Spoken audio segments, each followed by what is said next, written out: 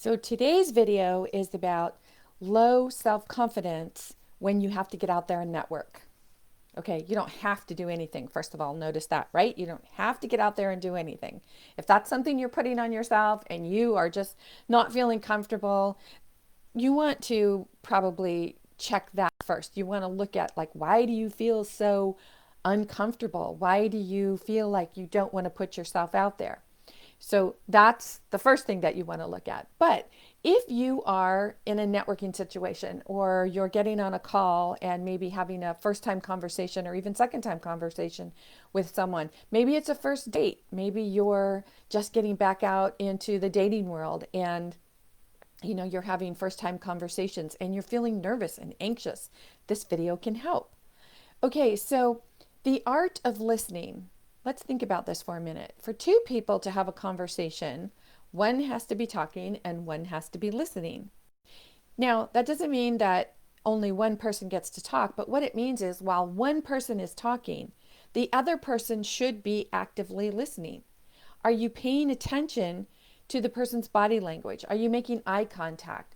Are you listening to the tone of their voice? Are you really engaged in what they're saying?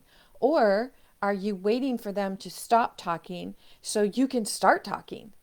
Because if you're waiting for them to stop talking so that you can start talking, you're not really listening to what they say. And someone who doesn't feel heard does not feel valued by you. And, when whatever kind of relationship this is, if it's a business relationship or a personal relationship, when you're in a relationship with someone and they do not feel heard, they are going to distance themselves from you, and you're going to feel that disconnect from them, and you may be tempted to talk more because you're feeling that tension or that disconnect, and you're not quite sure what to do. So your mind is saying, jump in and start talking, start telling them, all about what you do.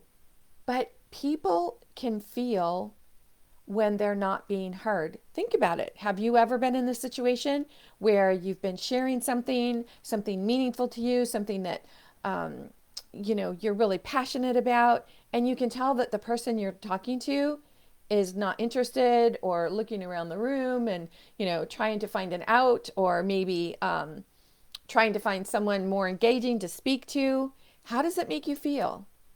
When you're engaged in the conversation, when you're truly listening to what the person is saying and you're paying attention to their body language and you're asking pertinent questions based on what they're sharing with you, and you're waiting for them to give you the opportunity to ask a question rather than interjecting and stopping them and interrupting them, that's when you're having a really powerful conversation.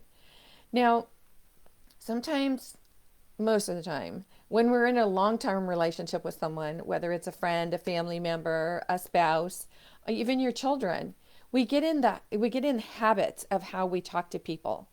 And we just know that, okay, this person's going to say something and I can automatically finish their sentence.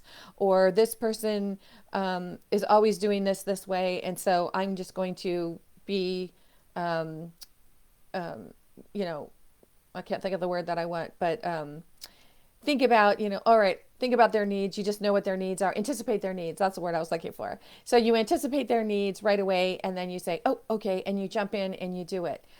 But when we do this, at the beginning of the relationship, it's kind of nice, right? Because you're like, oh man, that person knows how I feel. That person knows what I need. But over time, it can gradually turn into that other person no longer really paying attention to what you really need, because they're always busy anticipating what you need. And so you create this habit or this pattern of your relationship. And then there's a breakdown in communication, and you can't even really track it back and say, oh, yeah, right here is when that happened. Because what you're doing then is you're starting like this new timeline of the way you communicate with each other. And the same holds true when you're having a communication or a conversation with someone you just met. How do you want to build this relationship? How do you want to Be really, really self-confident and have a lot of self-love for yourself around this relationship. You want to go into it feeling very empowered, but you're not going to feel empowered if you're constantly giving away your power. So, the art of communication is about paying attention to what the other person's saying. Be curious. Really listen to what they're saying. And if you find that at the end of the conversation, you hardly got to say anything about yourself, you didn't even get a word in edgewise, now you can sit back and be curious about that. Say, why did that conversation go that way? Why was it that that person got to share everything about them and I didn't get to share anything about me? But be present. Don't look at it as accusing or getting upset or frustrated, because everything happens for a purpose.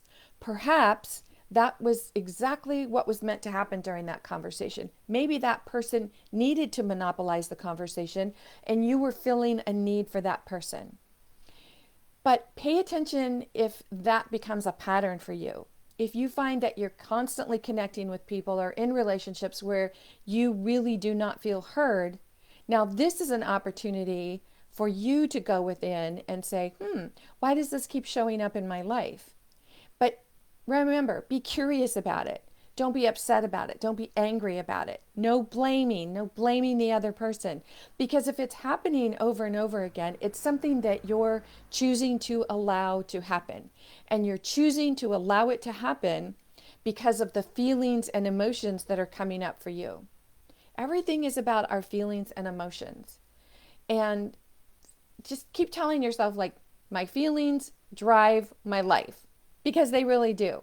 So when you're feeling happy, abundant, joyful, loving, kind, excited, and you're going to attract more of that to you. But if you're feeling angry, shameful, guilty, vengeful, then you're going to attract more of that to you. So ask yourself, what am I attracting into my conversations? Am I feeling like it's reciprocal?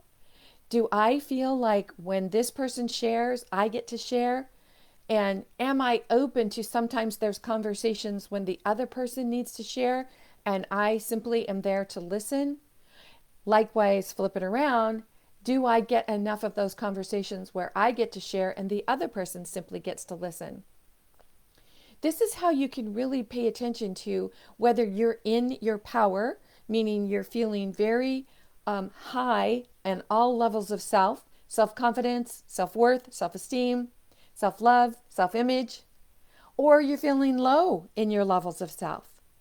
Because we want to have those negative thoughts about ourself, all levels of self, very much in our present mindset. We always want to know, where are we feeling on our levels of self?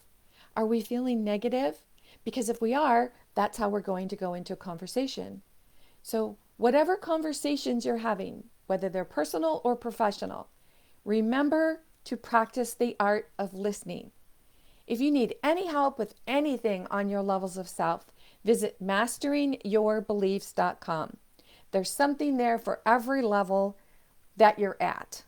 And if you'll just take some time to look around and see what challenges you, what speaks to you, and especially what challenges you, because when something challenges you, that's your higher self saying, oh, here's an opportunity for you to take a look at this.